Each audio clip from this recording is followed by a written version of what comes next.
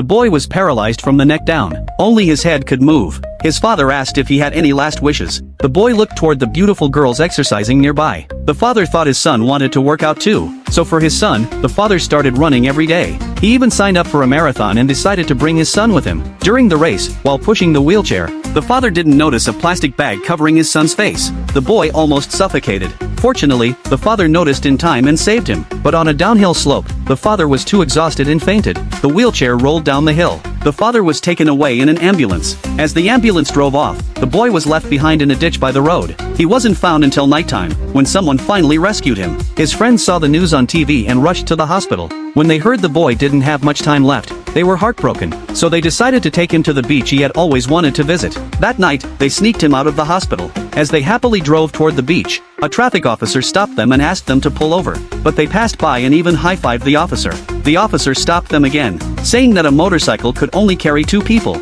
So they tied the wheelchair to the car and drove past him again. As expected, they were stopped once more. The friends quickly explained the boy's wish. The officer was touched by their friendship. He decided to drive the boy to the beach himself. When they arrived, they found the beach covered in trash. The friends pushed the wheelchair through the sand, but it flipped over, and the boy fell to the ground. One friend tried to carry him but fell down. Another friend tried too, and also fell. So they dragged him through the sand with all their strength. Finally, they reached the sea, but they slipped again. When they got up, the boy was gone. They looked around and found him face down in the water, almost drowned. They had no choice but to return to the hospital. The friends asked him about his second wish. The boy said he wanted to become a real man. They decided to help him. The next day, one friend asked a former classmate to be the boy's girlfriend. She slapped him hard. Then he asked another girl. He got slapped again. Their faces became swollen from all the slaps. Later that day, 2 local thugs stopped them. They turned out to be the girls' brothers. They took the friends' clothes and chased them away. The friends ran to a bus stop naked. A police car passed by and mistook them for streakers.